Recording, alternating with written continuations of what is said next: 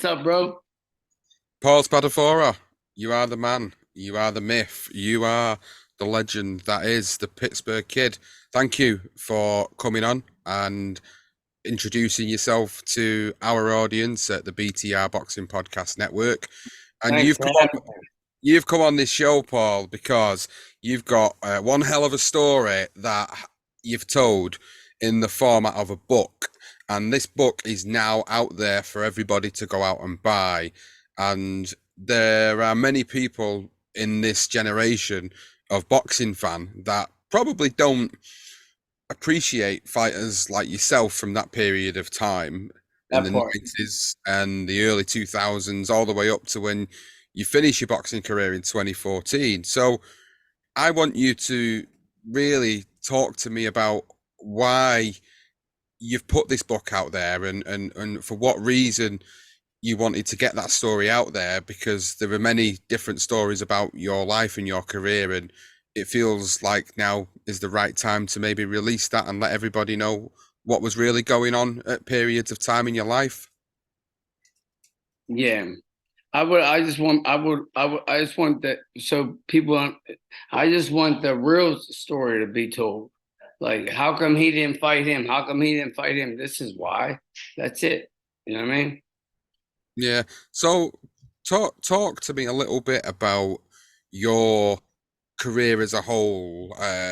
You don't have to go too much into great detail because I know there's a book out there that's detailing a lot of stuff about your Well, career. But just go into a little bit of a synopsis, a bit of a screenshot of what your career was like for you. I, I I mean, I thought my career was great. In the beginning of my career, I worked hard and I kept fighting. I was stayed busy and I won a world title. You know what I mean? I just feel that uh, I think that substance abuse and it destroyed my whole life. You know what I mean? So I can't blame it on. I can't blame nothing. I can't blame it on nothing but that. You know what I mean? But let's not just also focus on the stuff that's been negative for you in life. Talk about your career because And like people. I don't. I think guys stayed away from me. I don't think guys was willing to fight me because of my style. I feel that my style, like, and I would, you have to remember, I wasn't a big grade amateur. You know what I'm saying? I wasn't a big grade amateur. I wasn't. I mean, I could fight. I was. You know what I'm saying? But I wasn't a. How could I put it? I was with a local promoter. You hear me? And I feel that I was just how could I put it? I don't want to say nothing like that, but I feel like they never believed in me the way I believed in myself. Do you So, look back on you look listen, if I would fight somebody like Stevie Johnson or Cesar Brazon, they're with top rank. I'm with Mike Akery. So Mike Akery would have to give me to top rank. Now, would it be better for Mike Akery to give me the top rank? Hold on, listen, or keep making the money that he's making. He's making, I mean, he got to be making money, tons of money. If I'm making money, he's making money. I'm packing the arena. You understand what I'm saying? And we're talking about a local promoter. We're talking about someone who's putting I was a franchise in Pittsburgh. I had a big following. You understand what I'm saying? So it's like, I guess on his end, I don't know. I don't know. I couldn't only like. Here's what I know. Here's what I know about myself. If I know about, I care about I care about the fighter. So if I see the fighter is he needs to fight them guys, or he's gonna go nuts. I'm gonna put him in the ring with. I'm gonna make that happen. But it's like this: you're losing your money because as soon as I go in and fight Stevie Johnson, I beat him. Then what? Then I'm with top rank. Now you don't have nothing. You don't have nothing. No control of me. I think that's how it works. so do you feel, Paul, that then at that time of your career it was better to, as a promoter, it was better to keep hold of you because of what you was bringing to the table than to let you go and somebody else make even more money out of where Yeah, you were at in your yeah, career. for sure. Facts. Yes. Yeah. So what about, Yeah, I think like yeah, here, me and you were just me and you were talking. So you got so every time you turn this podcast on, you listening, you might make an extra $100,000. So why are you gonna give away when you know what I'm saying? Like you understand? I'm trying to put it in that type of. That's all. I'm not. You know what I mean? yeah, I understand the context in what you're trying to put it in. So do you feel like then with what you're saying there to me, do you feel like you was held back? Because that's what it Yeah. sounds like you feel Yeah, like. I definitely feel like that. I definitely feel like that. I didn't fight the guys that I like. I don't care. Like here, well, I just think that I don't know. I'm different. I should have fought Leonard Dorne in '99, in 2000, and in 2001. Why? What? You know what I'm saying? I'm all these. I got 8 title defenses. I got all my non-title fights. You know what I'm saying? I just feel like I don't know. It's a- So I feel like I should have fought like all the guys. Like I feel like I should have fought Angel Manfredi in 2000. Why in 2001? That don't make sense to me. I don't know. That's just me. and think of the people that were around at the time. There were some Yeah, mega names, weren't they, yeah, around at that time as well? Like, you yeah. know, obviously, I'm gonna mention obviously Mayweather, and we can talk about that a little bit later. But you know, look at the names that were around at the time. You know, around your division, below and above, you had Corrales, you had Castillo, you had all these major names coming through at the time. And what you're telling me is that you look back on it now and think, I should have been fighting this guy, and this guy. Instead, I was fighting these other guys, and you know, Like why? not making the money that I should have made, and not fighting the guys that Fuck would the have money. been Fuck the higher. money. Fuck the money. Fuck the money. We're not talking about the money. No money. It's just about you did whatever you like. You're fighting the best. That's what you're supposed to do. The money's gonna always be there if you can fight. Yeah. You know what I'm saying? You don't gotta worry about money. Money will be there if you can fight. Guess what? People are gonna give you money. And I just think that I don't know. I think I can fight with anybody. I think I do. That's just me. I think that no one could beat me. One of the biggest things that people talk about with you is not always necessarily the fact that you was an IBF champion. It was the fact that you had this infamous sparring session with, of course, Floyd Mayweather. How bad is that?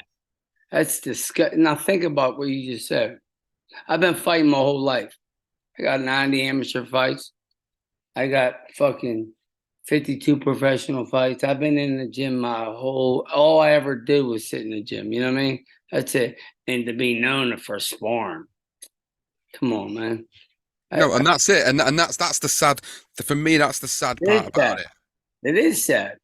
It That's is sad. definitely that's the sad part about the situation because you were a talented fighter of that era with all those names that I've been talking about, and yet now people will look back on it and go, "Well, Oh, hey, yeah. And they don't even know. And they don't even know.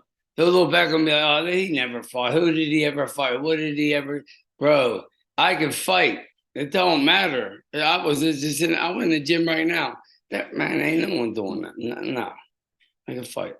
so with that being, you know, one of the biggest things that sort of followed you around the Mayweather situation."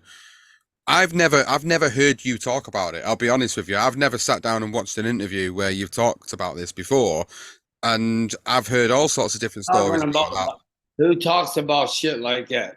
Only a fucking asshole, only a jerk off would talk about Mayweather boxing me. I didn't box Mayweather. I sparred him for 1 day.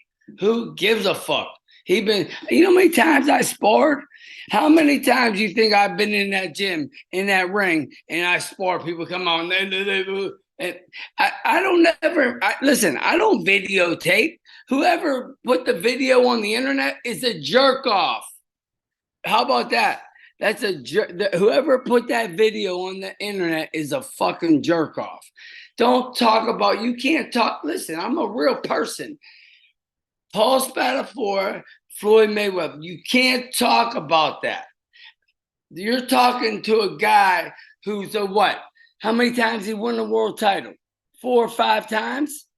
130, 130, 135, 140, 147. Did he go to 154? Yes, he did. Yeah. The motherfucker went to 150. Don't talk to me about him.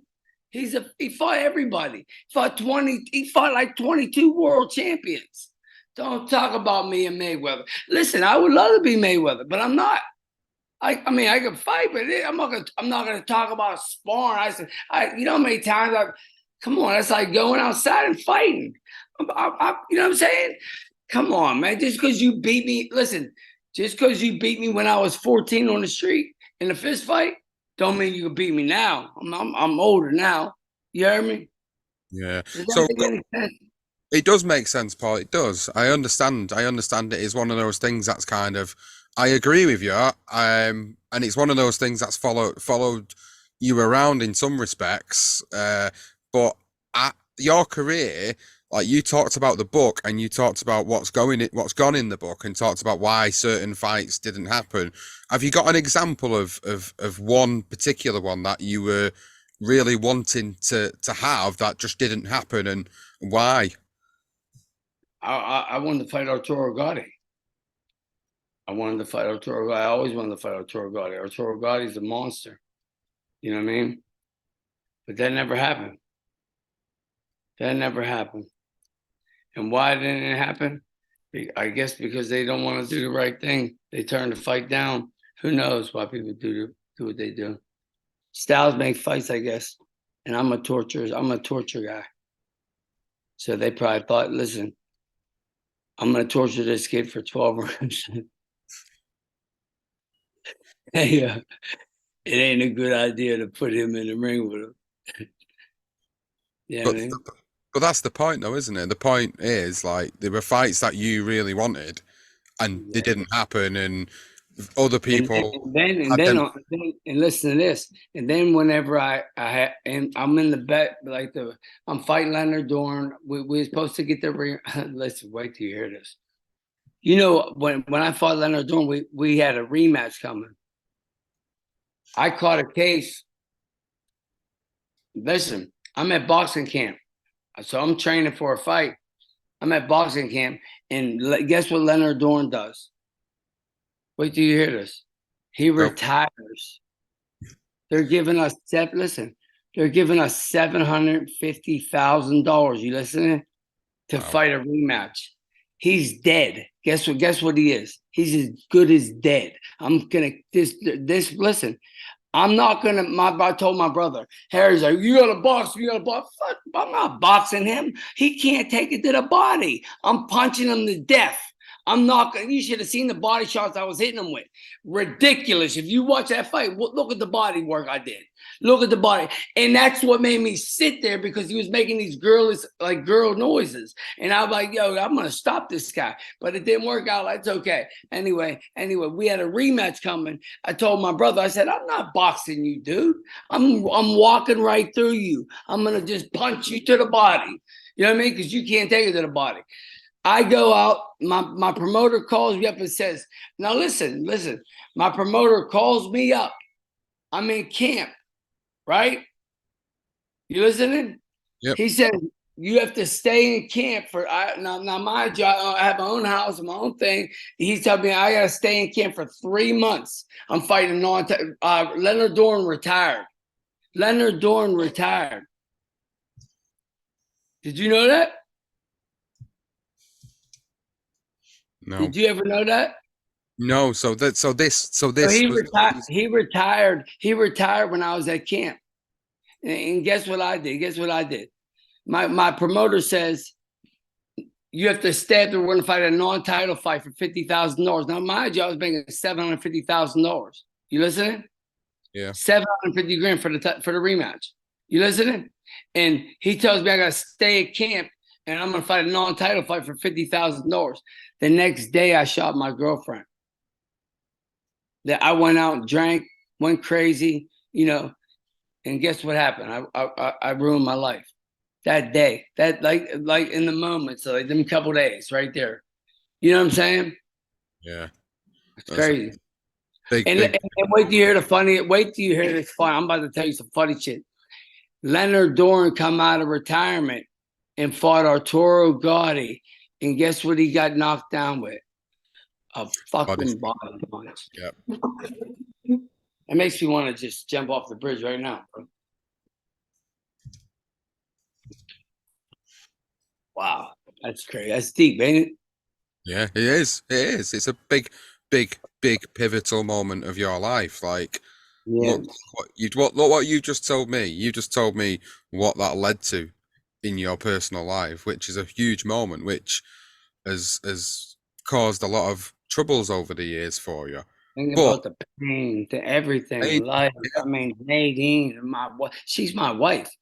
Now imagine that. Well, you know, I didn't mean I would never do anything to anybody. I would never hurt nobody. You know what I'm saying? Do you understand what I'm saying? When I'm drinking, there's no one safe.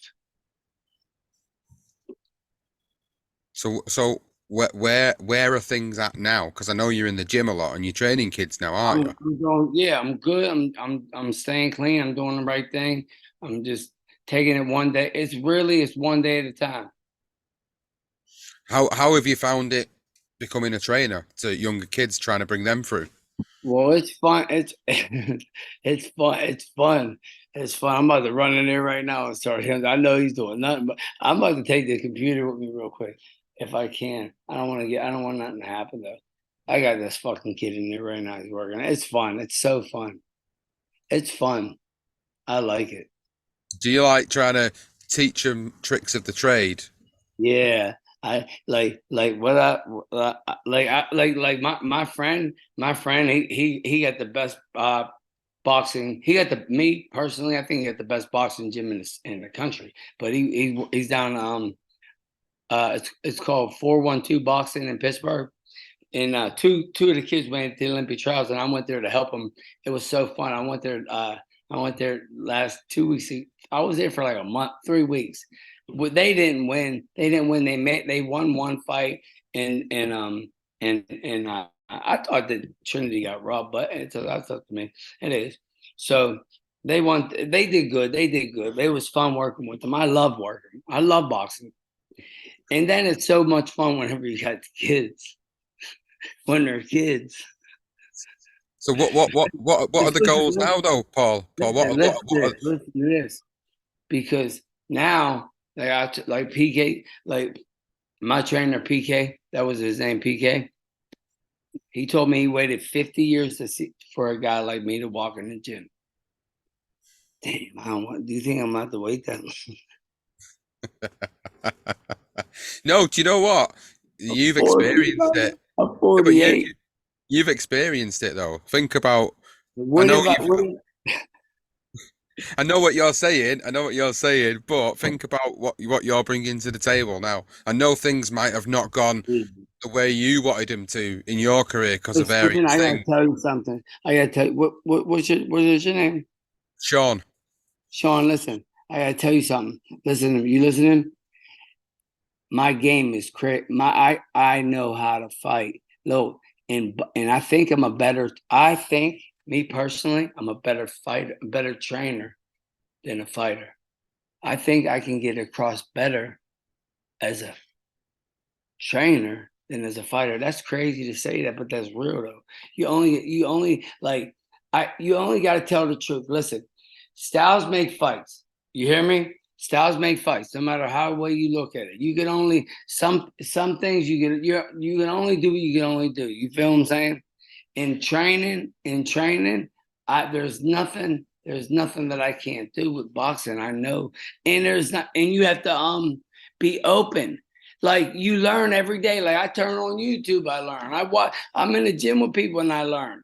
You learn every single day. You just keep getting better and better and better. You know what I mean? As a fighter, you're only so, you know what I mean? You just learn. I'm just learning, bro, every day. Where do you want to take it? What's your goal with it? What's your ambition? My, for me, I would like to start a kid from the bottom all the way to the top till he wins a world title, and then I could call myself a trainer. Until then, I'm just a trainer. Until you want me, I'm a trainer. I got your back. I'm really good at what I do. I can't listen. I could easily make your fighter better, for sure, for sure. But I'm not. I'm not his trainer. Does that make sense? No, it does. You're trying to teach somebody something Listen, that's I know this is what you'll see. You'll see. I feel that time will tell. And if you watch boxing, you'll see. I have fighters. You'll see me in the corner. do you help a lot of like the local kids? Do you get a lot of local kids coming in and wanting to become boxers, and maybe ones that have come off the street and they've had difficulties maybe getting involved in gangs and life of crime, things like that? Yeah, I definitely I have kids like that. But when I'm in Fort down Pittsburgh, I'm in Las Vegas now, so I'm not too many people like that now, over here. What's it been like moving to Las Vegas then? Like from being a Pittsburgh kid? It was good. It was good. There's more boxing. There's more boxing in Vegas. This is like the capital of boxing. You know what I mean? I was working at DLX and I really liked it out there. I wish I would have stayed. Like I just like being out there. You know what I mean? But I have my own. But it's so far driving there. You know what I mean? So I just told my girl, I sold my house, right? And I put my house money into my boxing gym. Okay. Let me see if you can see it. I don't know if I take you off of here. Nadine, I want to show you. Oh, you're still there. Yeah, still good, still good. Uh, I'll put you back on it. So listen, I put the room in. Okay, fuck it. But I got everything tied in like this. Look. Yes, I can see it. What's he doing in here now? Is he doing anything right? Look. You know what I mean? Hey, Yeah. I'll be right out. When I'm done, I'll be right out. I got your back. Where's the hand pat? You heard me? Hit the bag. Hit the bag. Huh? All right. Get them people. Their kids are crazy. He's telling me what he did. Yeah, I want to tell him, you need fucking help, motherfucker. They're so fun though. They make it all worth it. It's so fun. I never stop having fun.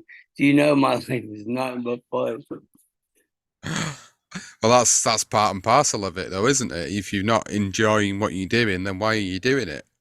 Right. Yeah, that is my son said that. My son said something like that yesterday. He said, he's like, I'd rather make this much money and do what I love to do and to make that much money and do what I hate to do. Yeah, you're right. Why would you do something you hate to do? But he's Exactly. right. I But love that's it. You love boxing. Though. That's the thing. You love this sport so much that you've got something to give. You've got something to offer. That's the thing. You've got a lot to offer the kids, and yes, you've set, everybody. you've set something up. You've set something up for them for the future as well. So there's a lot to look forward to with what you've got going on. But we came on to talk about your book mainly. So let's talk about that book. Let's tell everybody about it. So the people that are listening to this show, I can see it there. You show it to the camera, and then we can see the book. So Paul Spadafora fighting till the end. Yes. And if you know anything about if you followed boxing back in the day, like say you would follow boxing in like the '90s and the early 2000s, like That's my era. like you might say, but then like how come Paul didn't fight Stevie Johnson? Why didn't he fight? Why didn't he fight them? Then it'll tell you why them things didn't happen. And you know what I mean? And if you like boxing and you see what happens in boxing, like you have to be ready. You know what I'm saying? You have to. it's interesting. It's Well, interesting. it tells more of your story. What was Yeah, it? What was it like, Paul, trying to dig through everything again inside of you to put this together? it was. I mean, that's what I was telling my girl. Like just to come out and it brings back old feelings, and that shit. Yo, I ain't gonna lie. So my the guy who wrote my book. Chris. He's a good guy. He wrote my book like what 3 or 4 years ago. He was writing it that long. I knew it was coming out. You know what I mean? But it was hard for me because it just brings back, and then it's embarrassing. It's just like does something. You know what I mean? I know. I'm just saying, though, Nadine. I'm just telling the truth, and it brought back old feelings, and that shit was hard for me to deal with. Knowing it was coming out, knowing people were gonna read that and listen to that, it's real. Everything in there is the truth. You know what I mean? So it's just a hard. It's hard. I lost a lot of shit. I Yeah. lost a lot of shit, bro. And I can I and don't I, know. I can tell by what you're saying, you know, how Hey, let even me tell you even something. even just a little bit of that emotion there, I can see it, I can hear it, I can feel it. Hey, So let me tell you something. I'm gonna tell you something. So I'm sitting down. This makes me want to cry, but listen, I'm sitting down over my friend's house, right? And one of my good friends said to me, like, he looked at me. He was like, Paul, I don't know how you didn't kill yourself. I was like, did he did he just say that? He really said that. He really said that out of his own mouth. I wow. couldn't believe it.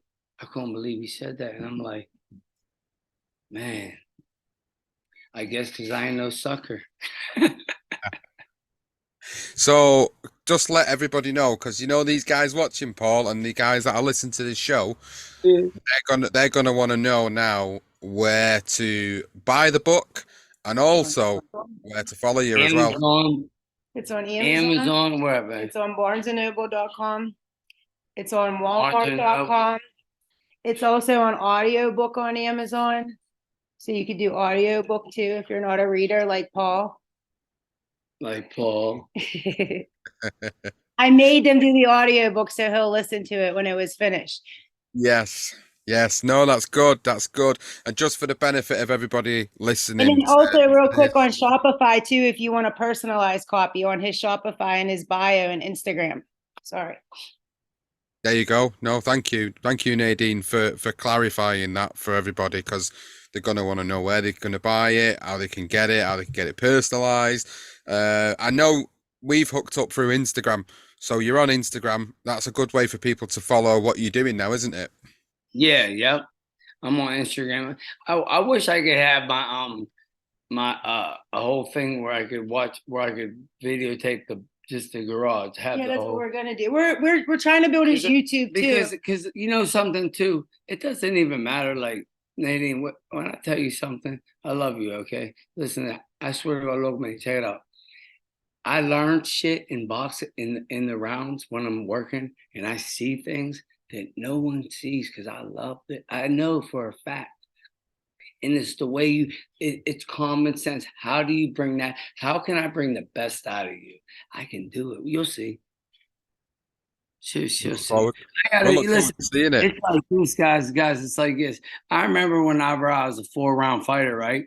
And I used to be every fight that I ever every single fight I ever went into, and I wasn't the main event. I told my mother, I told my mom, I told you, I'm the fucking main event. I'm fighting 4 rounds. Don't worry about who's fighting right now. I'm the real main event. You'll see. And then that's how I manifested it. And then I was always the main event. I was the champion of the world. You know what I mean? Say what you want. I could fight. Hey, yo, you ever see me fight when I fought Sosa? I watched your fights when I was younger. I'm You nearly gotta go 40 back now. whenever you get a chance after this interview. Whenever you get a chance, go back and look at the Sosa fight, bro. He clipped me. It's you know, I only got one ball. My balls were down to the floor. You know what I mean? My balls. You know, you'll see the fight. Whenever you look at the fight, you'll see. Oh, Paul, you know what? It's been great having you on, and I know people are gonna love reading this book. And it sounds crazy to say it, but people are gonna enjoy getting to understand you a lot more than probably what they knew about you. And that's one of the biggest things for me is getting to know a little bit of an inside the mind of you really. And that's what the book is gonna do for people. Yeah, I appreciate you having me on here.